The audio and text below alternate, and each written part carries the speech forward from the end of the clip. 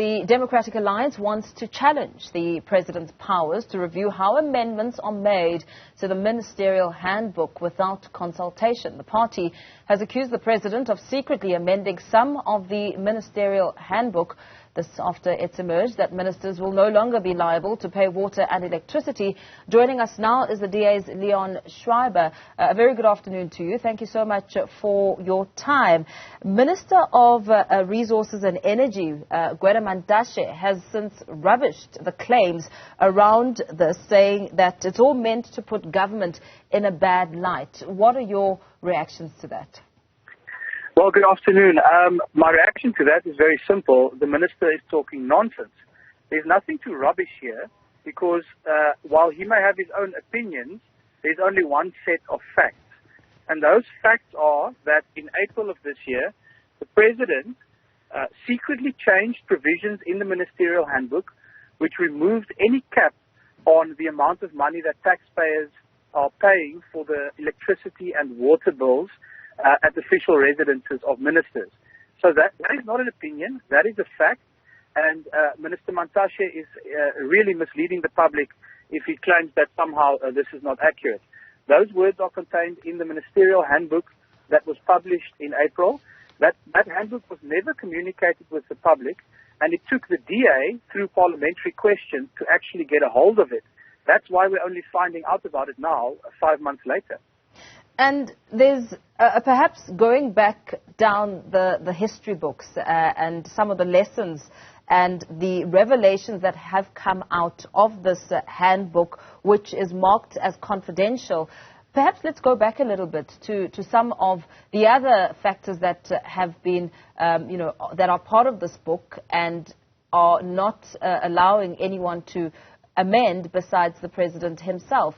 How much of the past do we know that has come out as shocking throughout this handbook? Yes, so the controversy with this handbook hasn't started recently, and also when Minister Mantashe says that somehow there's someone trying to drive a negative agenda, the government drives a negative agenda against itself through this handbook, and it has done so for many years. So, for example, we've seen repeated scandals around spending on luxury vehicles. Earlier this year, the DA revealed that 20 million rand was spent on new vehicles for ministers during lockdown, which is a period when we were not allowed or really supposed to be traveling much. There's also been revelations around expenditure of 40 million rand on business class plane tickets for ministers after they had actually retired from office.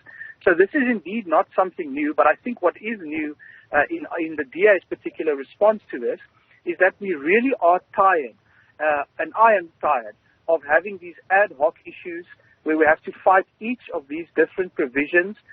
We are never told up front about it because there is no law that actually provides for the existence of this handbook, and therefore there's also no law that enables Parliament to have any oversight or that demands that the President actually inform Parliament.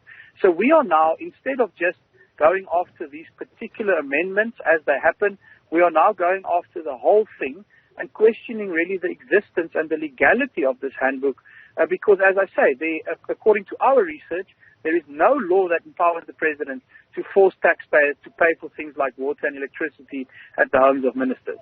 I suppose the whole argument really just speaks to efforts to curtail costs because it seems like a lot of what's within the handbook is exorbitant amounts that are not in line with keeping costs down and reasonable. This handbook was adopted in 2007, and I know there were calls for a lot of the amendments within it. What's happened since its adoption? There have been some instances where we've managed to indeed reduce the cost, as you say. So one example is the fact that previously there was no cap on the amount that could be spent on luxury vehicles. That is now capped, even though it is capped at 800,000 rand, which is still a very, very generous cap. But at least there has been small progress like that. But this goes back to my initial point that we cannot keep fighting this in an ad hoc way because it is very clear that President Ramaphosa is continuing the tradition of making amendments and dishing out essentially what is essentially patronage to his cabinet colleagues in a very irresponsible way. So that is why we are challenging the existence and the foundation, the legal foundation for this handbook in its entirety. And we really hope that through that, we can not only address the issue of costs, but I think another very important factor here is the message that is being sent to the people of South Africa with these particular amendments. Because we no longer have a reliable supply of electricity as citizens of the country. We no longer have, in many cases, a reliable supply of water, as in Gauteng right now. And that is because of the failure of ANC ministers.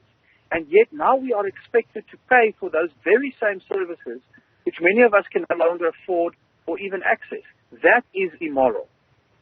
So have you started your interactions with the public protector over this? Yes, yesterday we submitted the formal complaint to the Office of the Public Protector. We are currently waiting for acknowledgement of receipt and any engagement on additional information that may be required. But we did our homework before this. We carefully went through a legal research after we initially broke the story over the weekend. And we are confident that we've got a very strong case here. There is nothing in the Constitution, there is nothing in the Public Finance Management Act, there is nothing in the Executive Ethics Code or any other piece of legislation that empowers the President to simply decide this is what taxpayers have to pay, and they not even have to consult with Parliament or inform the people about that. That is irregular. That is not how law and rules are made in this country and in a democracy. And we believe, ultimately, it's a conflict of interest for the President to dish out these perks. It should be Parliament that decides in an open and transparent manner which tools of trade might be necessary, but certainly not benefits like these. So in some of the arguments that you're making here, I see your statement also speaking to how this matter of amendment being unfair because ministers and deputy ministers are among the highest paid. Yes, I mean, the average salary of a minister is 2.4 million rand a year. And I think it raises a very straightforward and serious question. Why are ministers paid this exorbitant salary when taxpayers are then also forced to pay for the kind of things that you and I and people out there spend their salaries on? So, for example, ordinary South Africans get the salary, if they're lucky enough to be employed, then they take that salary and they pay for their electricity, they pay for their water, they pay for rent or a bond repayment, they pay for their vehicles. Ministers don't pay for any of that. They get official houses, they get luxury vehicles, they get free water and electricity. So the question then is, why are we as taxpayers paying double here? We're paying a salary of 2.4 million, but we're also paying things that the salary is supposed to cover. So that really does raise a question of why we have to essentially pay twice for ministers who are clearly failing to provide services to the people. Previously, in the 2019 ministerial handbook, the state would pick up a bill for water and electricity of up to 5,000 rand of the member of executives' official residences. And if the bill was higher, the member would then have to pay it for themselves. Are you saying that that was well within the norm and that was fine, and now the only concern is that that bit has now been taken off?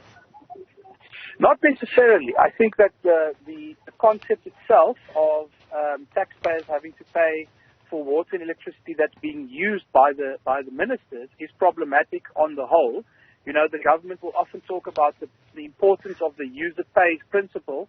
They use this all the time when they talk about things like e-tolls, for example, and yet they don't apply that principle to themselves. So I think that there's a problem in general with this principle. But I also think the public response we've seen to the complete removal of this cap is emblematic of how frustrated South Africans are with being forced to do and pay these kind of things when they no longer receive services. So in a sense, I think we're talking about a bit of a tipping point in our society here, where this has become a symbol for other things that also frustrate South Africans about the current government. So what would you say to the timing that perhaps raising it in 2019 would have also been sufficient and you only red flagging it now? Yes, I think that, again, there are so many of these ad hoc issues that come up. I remember, for example, in 2019 that a big focus then was on the fact that there was no cap on the spending on official vehicles. So that was the big fight back then. And as I said, there is at least now a cap as a result of that fight of 800,000 rand, although that's still very generous. And I think this illustrates the problem is that, we take one step back and then one step forward and then two steps back. And that is the problem we're facing at a systemic level, is that there's no role for Parliament, there's no oversight over this, and the President gets to basically make it up as he goes along. And that's why we keep, putting out fires, different fires as they emerge. That is not sustainable. We need to be open and transparent, and Parliament should have the power to decide on what are reasonable benefits, not on favours for cabinet ministers. Very well. Thank you so much. Let's leave it there for now. Shadow Minister of Public Service and Administration, Leon Schreiber, speaking there on behalf of the DA, wanting a review on the ministerial handbook.